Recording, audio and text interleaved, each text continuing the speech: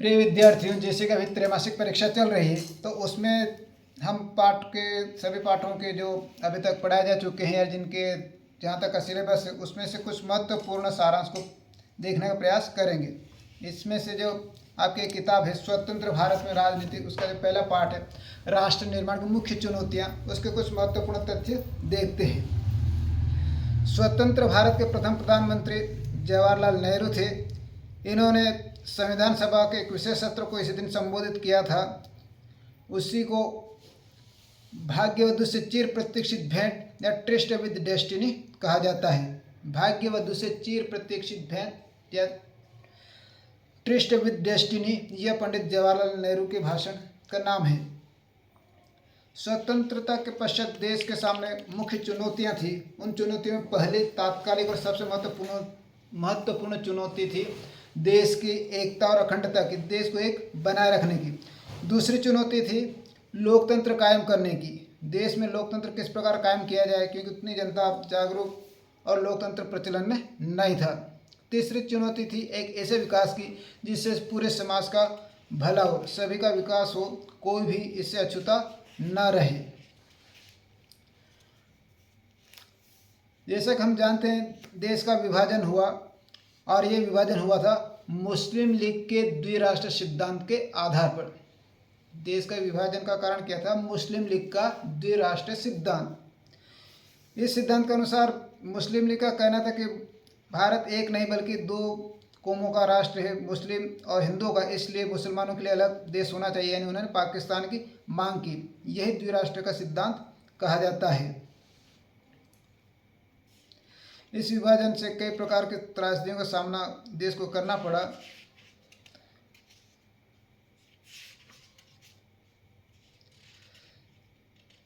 स्वतंत्रता के वक्त देश में देशी रजवाड़ों की संख्या कितनी थी? 565। देशी रजवाड़ों की संख्या कितनी थी? 565।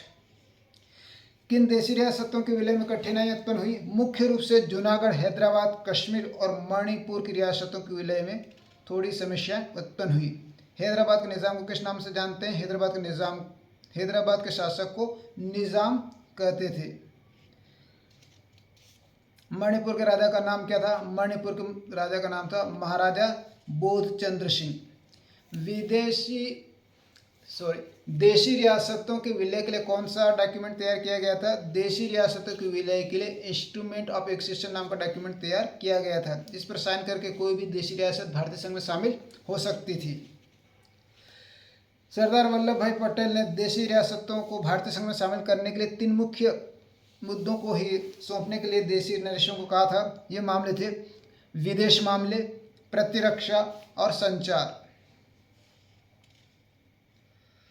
देश के स्वतंत्रता के पश्चात फिर राज्यों के पुनर्गठन का मामला है। कई सारे राज्यों में भाषा आधार पर राज्यों के पुनर्गठन की बात उठी।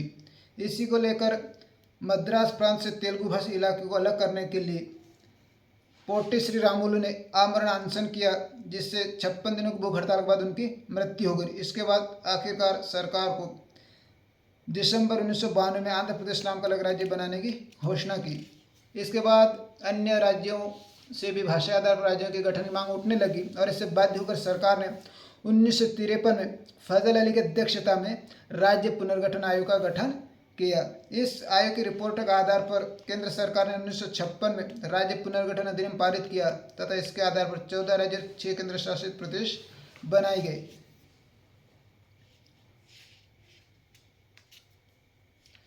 इसके बाद हम अध्याय 2 की कुछ महत्वपूर्ण चीजें देखते हैं।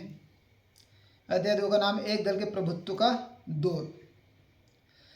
भारत का संविधान कब अंगीकृत किया गया? 26 नवंबर 1949 को अंगीकृत अधिनियम और आत्मार्पित किया गया था। भारतीय संविधान में हस्ताक्षर कब हुए? 24 जनवरी 1950 को इस पर हस्ताक्षर किए गए। भारतीय संविधान लागू कब हुआ? 26 जनवरी 1950 से इसे पूरी तरह से लागू कर दिया गया। भारत में चुनाव का गठन कब हुआ? भारत में चुनाव का गठन सन 1950 के जनवरी में हुआ था। चुनाव आयोग के पहले चुनाव आयुक्त कौन थे? सुकुमार सेन पहले चुनाव आयुक्त थे। पहले चुनाव आयुक्त कौन थे? सुकुमार सेन।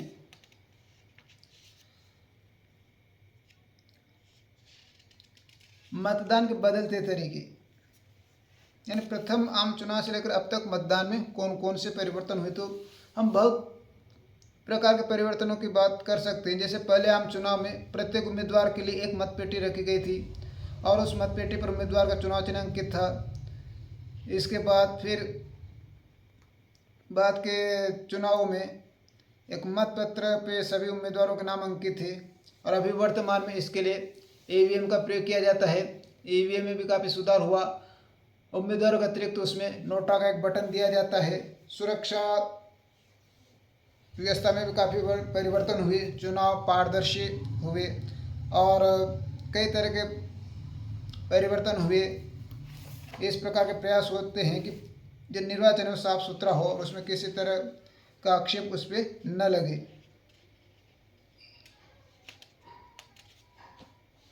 भारत के पहले शिक्षा मंत्री कौन थे? मौलाना अबुल कलाम आज़ाद भारत के पहले शिक्षा मंत्री थे। प्रथम आम चुनाव कब हुआ? भारत में पहला आम चुनाव कब हुआ? आम चुनाव 1951 के अक्टूबर से 1952 के फरवरी तक चुनाव हुए। अमूमन इन्हें 1952 का चुनाव ही कहा जाता है। पहले 3 चुनाव में कांग्रेस का प्रभुत्व। पहले लोकसभा चुनाव में कांग्रेस को 490 सीटों में से 364 सीटों पे जीत मिली। पहले आम चुनाव में कांग्रेस को कितनी सीटें मिली? 490 सीटों में से 364 सीटें कांग्रेस ने जीती। इसके बाद भारतीय कम्युनिस्ट पार्टी दूसरे नंबर पर रही, उससे कुल 16 सीटें हासिल हुई थी। इस प्रकार कांग्रेस का एक तरफा प्रभुत्व रहा। राजकुमारी अमृत कौर स्वतंत्र भारत के पहले मंत्रिमंडल में स्वास्थ्य मंत्री बनी थी।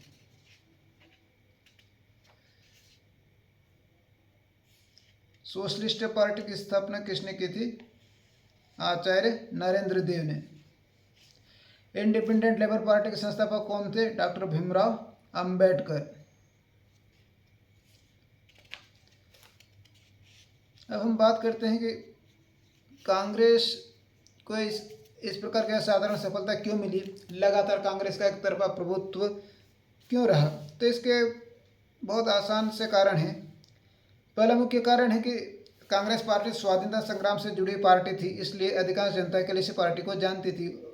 एकमात्र यही पार्टी थी जो एक सुसंगठित पार्टी थी। इसका संगठन पूरे देश में विस्तृत था, हर क्षेत्र पर इसका संगठन था, गांव शहर, और यानी ये एकमात्र पार्टी थी। एक मुख्य कारण था, इकलौती पार्टी थी और सबसे आगे थी, संगठन विस्तृत था। जितने भी नामी गिरामी बड़े बड़े नेता थे सभी कांग्रेस से जुड़े हुए थे। कई आज़ादी के नेता जो महापुरुष थे वो भी कांग्रेस से जुड़े हुए थे। कांग्रेस में हर प्रकार के जाति वर्ग क्षेत्र सभी को प्रतिनिधित्व मिला हुआ था। इस कारण भी कांग्रेस को प्राथमिक रूप से काफ़ी सफलता, कई चुनाव में लगातार सफलता मिलती रही। भारतीय जनसंघ का गठन कब हुआ? भारतीय जनसंघ का गठन 1951 में हुआ था। इसके संस्थापक कौन थे? श्यामा प्रसाद मुखर्जी इसके संस्थापक थे। जनसंघ का मुख्य विचार था एक देश एक संस्कृति और एक राष्ट्र। इस विचार पर इसने मुख्य रूप से जोर दिया था। इसके साथ ही भारत और पाकिस्तान को एक करके अखंड भारत बनाने की बात जनसंघ ने कही थी। चीन द्वारा 1964 में परमाणु परीक्षण करने के बाद जनसंघ ने भारत के द्वारा भी परमाणु परीक्षण किए जाने या परमाणु हथियार तैयार किए जाने पर जोर दिया था। समग्र मानवता सिद्धांत किसका था? पंडित दीनदयाल उपाध्याय का।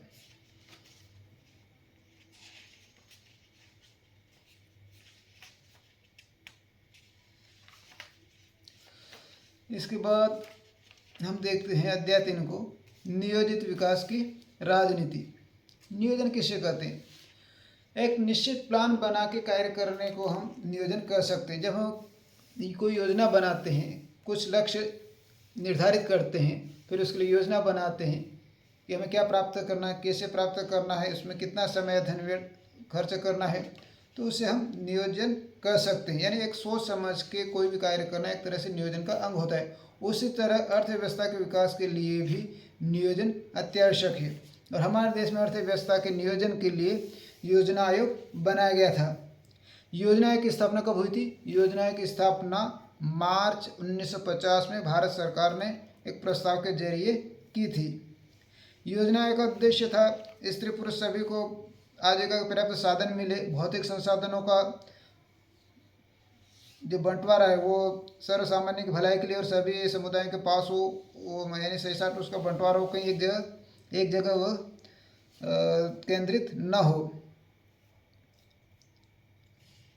भारत सरकार ने योजना के स्थान पर अभी एक नई संस्था नीति आयोग, जिसे राष्ट्रीय भारत परिवर्तन संस्था कहा जाता है, 1 जनवरी 2015 से इसकी स्थापना की गई है। ये दोनों ही एक सलाहकारी संस्थाएं हैं और चाहे योजना आयोग है नीति आयोग, दोनों का अध्यक्ष होता है पदेन प्रधानमंत्री होता है, यानी जो भी प्रधानमंत्री होगा वह योजना आयोग, हालांकि अभी नहीं है किंतु वर्तमान में नीति आयोग है, तो उसका अध्यक्ष भी प्रधानमंत्री होता है। योजना आयोग का अध्यक्ष पूछा जाए तो भी प्रधानमंत्री उत्तर होगा और नीति आयोग पूछा जाए तो भी प्रधानमंत्री होगा। भारत में प्रथम पंचवर्षीय योजना कब शुरू हुई? 1951 से। प्रथम पंचवर्षीय योजना जो कि 51 से 56 तक थी, इसमें कृषि क्षेत्र के विकास पर विशेष जोर दिया गया था। इस योजना जो कि प्रथम पंचवर्षीय योजना थी, इससे जुड़े विशेषज्ञों में प्रमुख थे के.एन. राज। दूसरी पंचवर्षीय योजना के जो मुख्य योजनाकार थे उनका नाम था पी.सी. महालनोबिस। दूसरी पंचवर्षीय योजना में औद्योगिकीकरण पर विशेष जोर दिया गया था।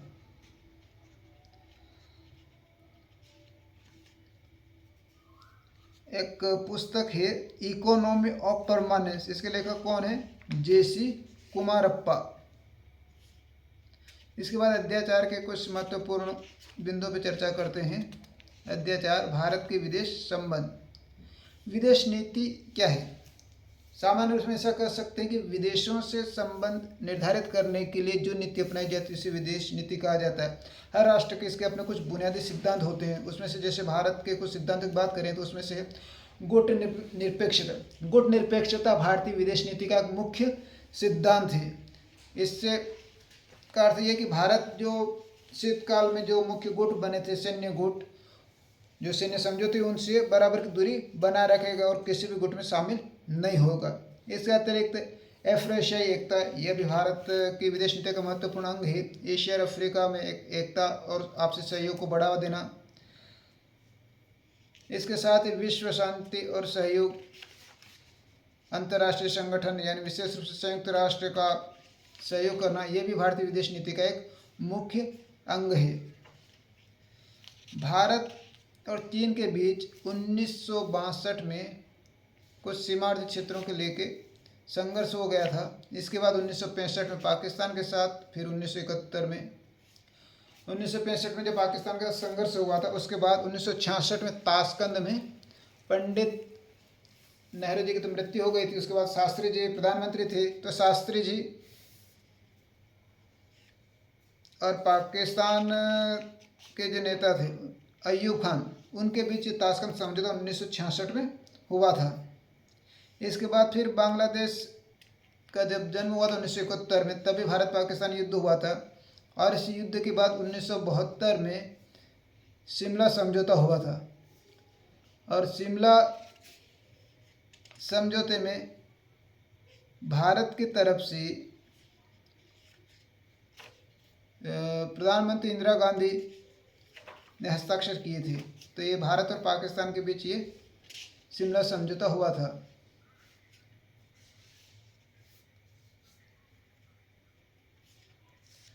पाकिस्तान की तरफ से समझौते में भाग लेने वाले थे जुल्फिकार अली भुट्टो। अब बात करें भारत के परमाणु नीति की, तो भारत ने पहली बार 1974 के मई में पोखरण में परमाणु परीक्षण किए थे। इसके बाद फिर 1998 में भारत ने परमाणु परीक्षण किए और स्पष्ट रूप से घोषित कर दिया कि भारत के पास सैन्य उद्देश्यों के लिए प्रयोग लाने लायक परमाणु क्षमता उपलब्ध है। किंतु भारत ने स्पष्ट कर दिया कि उसका परमाणु कार्यक्रम शांतिपूर्ण उद्देश्यों के लिए है। वह किसी भी स्थिति में धमकी या दबाव के लिए इसका प्रयोग नहीं करेगा। और इस संदर्भ में भारत की एक स्पष्ट नीति और घोषणा है कि वह पहले परमाणु हथियारों का प्रयोग नहीं करेगा। ये तो हो गए अपने पहली किताब स्वतंत्र भारत में राजनीति के कुछ मुख्य बिंदु, जिसमें से कुछ आपकी त्रैमासिक परीक्षा में भी आ सकते हैं। इसके बाद हम बात करते हैं आपकी दूसरी पुस्तक समकालीन विश्व राजनीति की। इसका पहला पाठ है दो ध्रुवीता का अंत। दो ध्रुव कौन से थे? एक अमेरिका समर्थित पश्चिमी खेमा और दूसरा सोवियत संघ समर्थित साम्यवादी या समाजवादी खेमा। रूस में 1917 में समाजवादी क्रांति, इसके बाद सोवियत संघ अस्तित्व में आया और जो सोवियत प्रणाली थी वो अस्तित्व में आई। सोवियत प्रणाली क्या थी? 1917 के समाजवादी क्रांति के बाद सोवियत संघ का निर्माण हुआ और यहाँ पे कुछ एक समाजवादी व्यवस्था के आधार पर समाज और राज्य का पुनर्गठन किया गया। इस समाजवादी या सोवियत प्रणाली में पार्टी को सबसे ज़्यादा महत्व दिया गया, यानी कम्युनिस्ट पार्टी इस व्यवस्था की धुरी थी। हर प्रकार की शक्ति उसके पास थी और यही एकमात्र पार्टी थी। दूसरी पार्टी के लिए, विपक्ष के लिए कोई भी जगह नहीं थी। अर्थव्यवस्था पूरी तरह से राज्य के नियंत्रण में थी। निजी संपत्ति का अस्तित्व नहीं था। तो इस प्रकार के और लोगों के लिए काफ़ी सुविधाएं इसमें रियायती दामों पर उपलब्ध कराई गई थी। स्वास्थ्य सुविधाएं, शिक्षा, बच्चों की देखभाल, लोक कल्याण, सारी चीज़ें रियायती दर पर सरकार मुहैया कराती थी। इसके बाद एक प्रश्न यहाँ ये भी आ सकता है कि दूसरी दुनिया किसे कहा जाता है? तो समाजवादी खेमे के देश को दूसरी दुनिया कहा जाता है। जब दूसरी दुनिया का प्रश्न है तो प्रथम दुनिया का भी हो सकता है कि प्रथम दुनिया किसे कहा जाता है?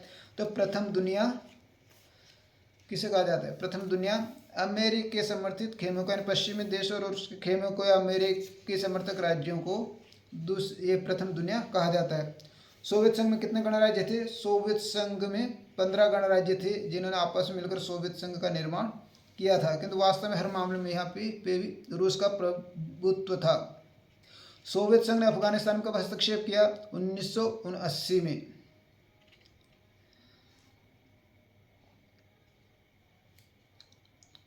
सोवियत संघ की कम्युनिस्ट पार्टी के महासचिव 1980 में किसे बनाया गया था? 1980 में मिखाइल गोर्बाचेव को सोवियत संघ की कम्युनिस्ट पार्टी का महासचिव बनाया गया था।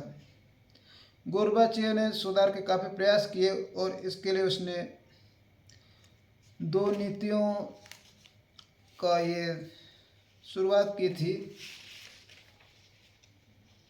मिखाइल गोर्बाचेव ने, जिन्हें कहा जाता है पेरेस्ट्रोइका यानी पुनर्रचना और ग्लास्नोस्त यानी खुलेपन की नीतियाँ। मिखाइल गोर्बाचेव सोवियत संघ के अंतिम राष्ट्रपति सिद्ध हुए। सोवियत संघ के पहले राष्ट्रपति थे और कम्युनिस्ट पार्टी के संस्थापक तथा रूसी क्रांति के नायक व्लादिमीर लेनिन। इन्होंने ही मार्क्सवाद को असली या कहीं अमली जामा यानी व्यवहार में से उतारा। लेनिन के उत्तराधिकारी थे जोसेफ स्टालिन, जो काफ़ी जिन्होंने खेती का बलपूर्वक सामूहिकीकरण किया तथा तानाशाही रवैये के लिए प्रसिद्ध थे। अपने विरोधियों को कुचलने के लिए जाने जाते थे। सोवियत संघ के विघटन के बाद स्वतंत्र राज्यों के राष्ट्रकुल का गठन किया गया है, जिसे कॉमनवेल्थ ऑफ इंडिपेंडेंट स्टेट्स कहा जाता है।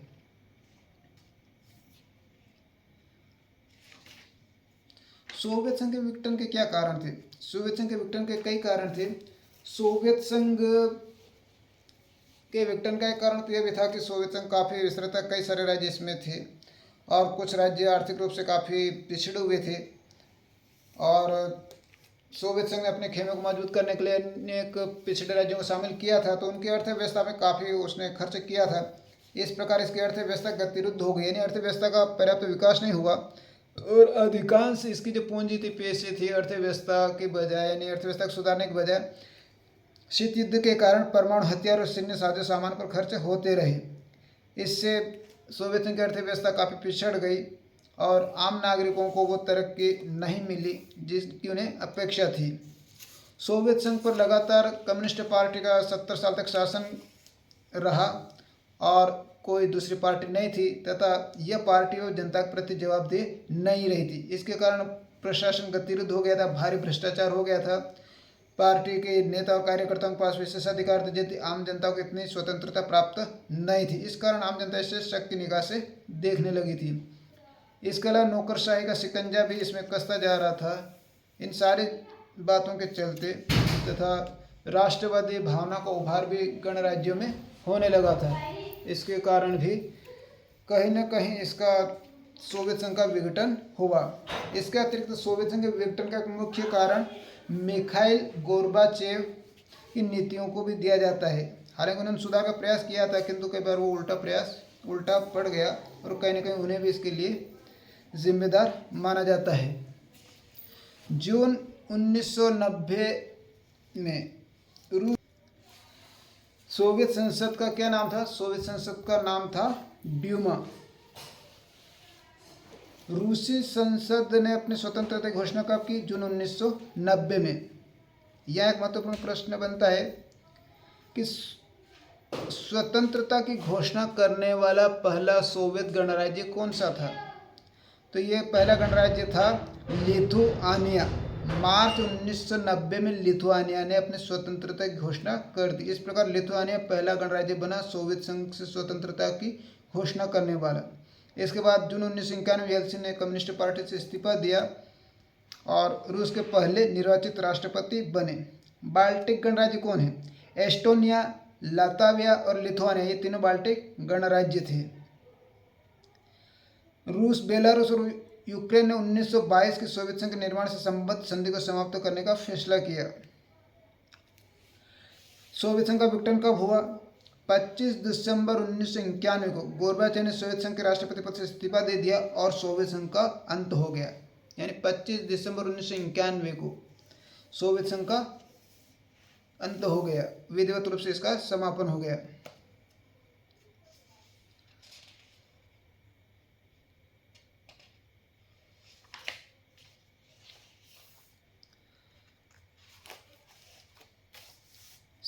शीत युद्ध के दौरान ही कई सारे जो सैनिक गठबंधन बने, तो उसमें से एक था अमेरिका समर्थित सैन्य संगठन नाटो, उत्तर अटलांटिक संधि संगठन। ये क्या था? एक सैनिक समझौता था, एक सैनिक संगठन था।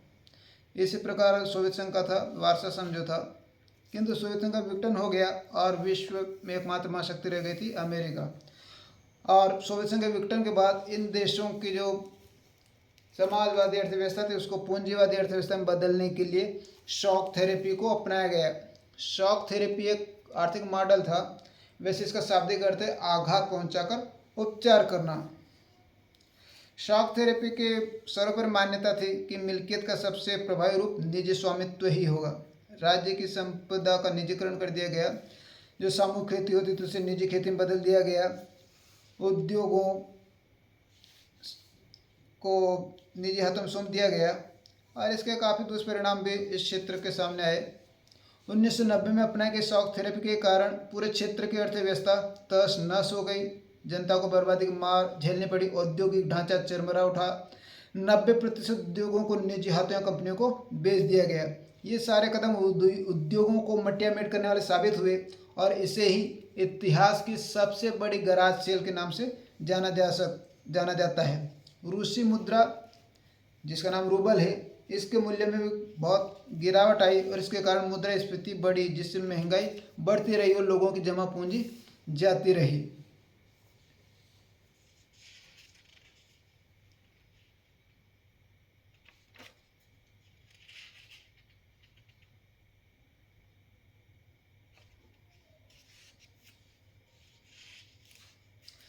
इसके बाद हम बात करते हैं अगले अध्याय की, सत्ता के समकालीन केंद्र। इन केंद्रों में आसियान, यूरोपीय संघ, चीन। सबसे पहले बात करते हैं यूरोपीय संघ की। मार्शल योजना क्या है? 1945 के बाद अमेरिका ने यूरोप की अर्थव्यवस्था के पुनर्गठन के लिए जबरदस्त मदद की। इसे ही मार्शल योजना कहा जाता है। कहीं न कहीं इसी मार्शल योजना से आगे चल कर यूरोपीय संघ का गठन हुआ और इसी के चलते 1948 में यूरोपीय आर्थिक सहयोग संगठन की स्थापना की गई। फिर इसके बाद 1949 में यूरोपीय परिषद राजनीतिक सहयोग के लिए बनाई गई। 1957 में यूरोपीय इकोनॉमिक कम्युनिटी का गठन हुआ। इस प्रकार ये आगे चलती रही और यूरोपीय संघ का गठन हुआ। यूरोपीय संघ का एक संविधान तो नहीं बन पाया, लेकिन इसका अपना एक झंडा, गान, स्थापना दिवस और अपनी मुद्रा है। यूरोपीय संघ का झंडे में सोने के रंग के 12 सितारे एक घेरे में हैं। ये 12 सितारे एकता, मेल मिलाप और पूर्णता के प्रतीक हैं। तो यूरोपीय संघ के झंडे में कितने सितारे हैं? 12। कौन से किस कलर के हैं? सोने के कलर के 12 सितारे घेरे के रूप में हैं। यूरोपीय संघ की मुद्रा कौन सी है? यूरोपीय संघ की मुद्रा है यूरो। यूरोपीय संघ की मुद्रा का नाम क्या है? यूरो। विश्व व्यापार में इसकी हिस्सेदारी अमेरिका से 3 गुनी ज़्यादा है। यूरोपीय संघ का एक सदस्य फ्रांस सुरक्षा परिषद का स्थायी सदस्य है और इसके साथ ही परमाणु शक्ति वाला भी सदस्य है फ्रांस। जर्मनी का एकीकरण कब हुआ? अक्टूबर 1990 में। यूरोपीय संघ के गठन के लिए कौन सी संधि पर दस्तखत हुए थे? maastricht संधि पर 1992 में, फरवरी 1992 में दस्तखत हुई। यानी फरवरी 1992 के maastricht संधि के माध्यम से यूरोपीय संघ का गठन हुआ। नई मुद्रा यूरो को 12 सदस्य देशों ने अपनाया था। यूरोपीय संघ को नोबेल शांति पुरस्कार कब मिला? 2012 में। और इस प्रकार क्रोएशिया इसका 28वां सदस्य बना 2013 में, किंतु 2016 में ब्रिटेन जनमत संग्रह के माध्यम से इससे यूरोपीय संघ से अलग हो गया। 2016 में ब्रिटेन यूरोपीय संघ से अलग हो गया।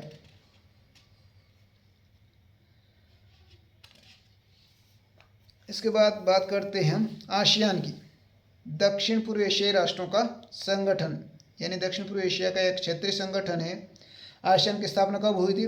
1967 में। इस क्षेत्र के 5 देशों ने बैंकॉक घोषणा पर हस्ताक्षर करके आसियान की स्थापना की थी। ये देश थे इंडोनेशिया, मलेशिया, फिलीपींस, सिंगापुर और थाईलैंड। आसियान का जो प्रतीक चिन्ह है उसमें धान की 10 बालियाँ एक गठरी में बंधी हुई है, जो कि मित्रता और एकता का प्रतीक है। और एक व्रत से घिरी व्रत आसियान की एकता का प्रतीक है। वर्तमान में आसियान के 10 देश हैं। आसियान की जो कामकाज की शैली है अनौपचारिक, टकराव रहित और सहयोगात्मक मेल मिलाप इसकी कार्यशैली है। इसे आसियान शैली कहा जाता है, जो कि विश्व में काफ़ी प्रसिद्ध है। 2003 में आसियान ने आसियान सुरक्षा समुदाय, आर्थिक समुदाय और सामाजिक सांस्कृतिक समुदाय नाम के 3 स्तंभों की शुरुआत की थी। 1954 में आसियान क्षेत्रीय मंच ARF की स्थापना की गई थी। लुक स्टिक किस देश की नीति है? भारत ने 1991 में लुक स्टिक की नीति जारी की और 2014 में एक्ट स्टिक की नीति जारी की। यानी इसके तहत भारत ने पूर्वी एशिया के देशों की तरफ ध्यान देना, यानी उससे अपने संबंधों को प्रगाढ़ करने की शुरुआत की थी। 2010 में आसियान भारत मुक्त व्यापार क्षेत्र व्यवस्था लागू की गई। चीन ने अपना एकांतवास कब खत्म किया? चीन ने 1972 में अमेरिका से संबंध बनाकर अपना एकांतवास खत्म किया। इसके बाद 1978 में तत्कालीन चीनी नेता डेंग शाओपेंग ने चीन में आर्थिक सुधारों और खुले द्वार की नीति की घोषणा की। 1982 में खेती का निजीकरण किया गया और विशेष आर्थिक क्षेत्र शेष का निर्माण चीन में किया गया। इस प्रकार चीन ने काफ़ी तीव्र गति से विकास किया।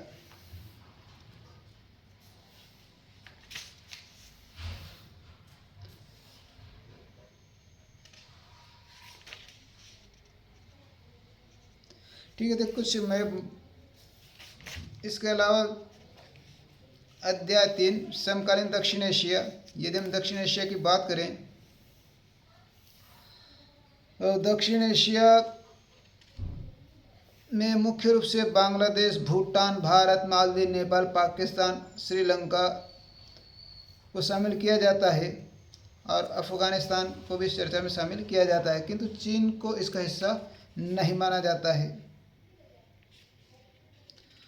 दक्षिण एशिया एक महत्वपूर्ण संवेदनशील क्षेत्र है। कई प्रकार का घटनाक्रम इसमें चलता रहता है।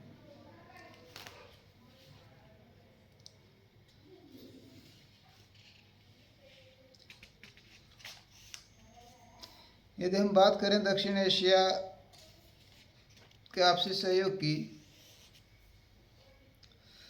दक्षिण एशिया के देशों की, तो उसमें से यदि भारत की बात करते हैं, भारत कब आज़ाद हुआ तो 1947 में। श्रीलंका कब आज़ाद हुआ? श्रीलंका आज़ाद हुआ 1948 में। और इसके बाद पाकिस्तान सिएटो और सेंटो में शामिल हो गया था 1954-55 में। बांग्लादेश को मुक्ति कब मिली? भारत पाक युद्ध और बांग्लादेश की मुक्ति हुई दिसंबर 1971 में। मई 1974 भारत ने परमाणु परीक्षण किए। दिसंबर 1985 दक्षेश के पहला सम्मेलन ढाका में दक्षिण एशियाई देशों ने दक्षेश के घोषणा पत्र पर हस्ताक्षर किए। 2007 में अफगानिस्तान दक्षेश का 8वां सदस्य बना। अफगानिस्तान दक्षेश का सदस्य कब बना? 2007 में। यानी पहले 7 ही सदस्य थे दक्षेश के। दक्षेश अर्थात सार्क अर्थात दक्षिण एशियाई क्षेत्रीय सहयोग संगठन।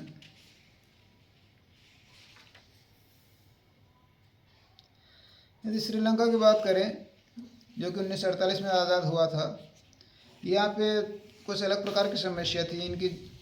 श्रीलंका के जो मूल निवासी थे, जो कि बहुसंख्यक समुदाय था, जिन्हें सिंहली कहा जाता है, यहाँ के सिंहली समुदाय और भारतीय मूल के तमिल समुदाय के बीच काफ़ी समस्याएं हुई थी, जो कि तमिल समुदाय यहाँ पे अल्पसंख्यक समुदाय के रूप में है, जिन्होंने अपने हितों की रक्षा के लिए 1983 के बाद एक संगठन बनाया था, उग्र तमिल संगठन लिबरेशन टाइगर्स ऑफ तमिल इलम, जिसे लिट्टे कहा जाता है। इसके बीच श्रीलंका की सेना के बीच काफ़ी समय तक संघर्ष रहा और इसमें कहीं ना कहीं भारत को भी काफ़ी समस्याओं का सामना करना पड़ा।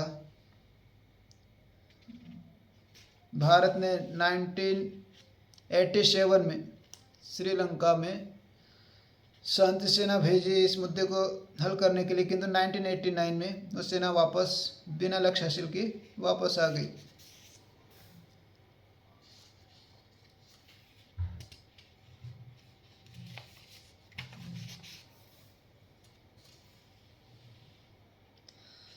दक्षिण एशिया के देशों ने आपस में सहयोग करने के लिए आसियान की तरह एक संगठन बनाया, जिसे सार्क कहा जाता है, या हिंदी में Dakshesh, south Asian association for regional cooperation.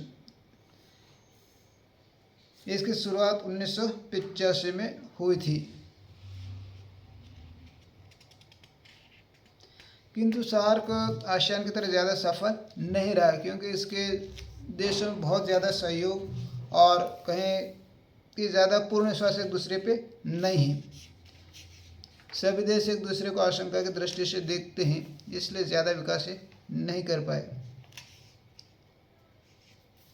तो ये कुछ महत्वपूर्ण बिंदु थे जो मैंने प्रयास किया कि जितना हो सके उन्हें आपके सामने रखें। अब सारे बिंदु तो कर संभव नहीं है, क्योंकि बहुत ज़्यादा मैटर है, और जितने मुझे महत्वपूर्ण लगे हुए मैंने आपके साथ शेयर किए हैं। किंतु मुझे विश्वास है कि इनको भी यदि आप अच्छे से देख लोगे, समझ लोगे, याद कर लोगे, तो काफ़ी कुछ इस परीक्षा में आप हल कर पाओगे।